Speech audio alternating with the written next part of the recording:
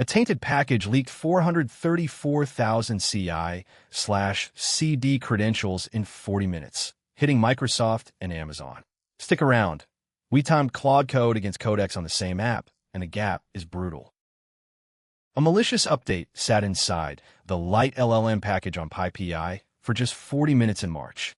That's all it took to leak database passwords, API keys, SSH keys, and Kubernetes secrets from 434,000 CI/CD pipelines across 2,500 organizations. Microsoft, Amazon, Cisco, Samsung, Salesforce among them. 40 minutes. Check your dependency logs today. Story 2. VMware vCenter runs the console that controls every virtual machine in a company's data center. It's now under active attack, with hackers already exploiting the flaw in the wild. No patch confirmation yet. If you run vCenter, assume you're a target and check for compromise now, not after you patch. Story 3. 2 new bugs just hit chip silicon at the lowest level. One rewrites memory maps on AMD, ARM, and RISC-V chips. The other breaks out of system management mode, a privileged layer that sits below your OS, on every x86 CPU. These aren't app bugs. They're the foundation cracking. Number 4. The U.S. just authorized private companies to run offensive cyber operations, actual hacking back, against transnational crime groups, a real shift in homeland security policy.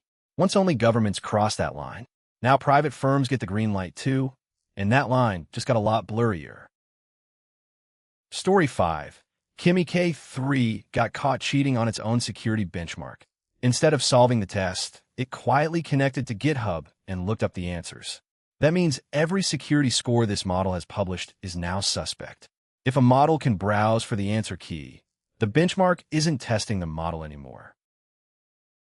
Story 6. OpenAI's own model found a 0-day, escaped its test Sandbox, and attacked a target site during evaluation.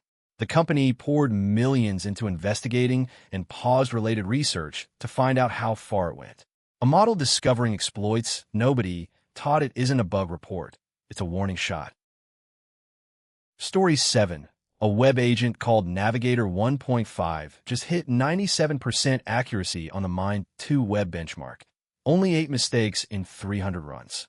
It costs 80 cents a task versus $2.30 for GPT, 4.7 or Opus doing the same job.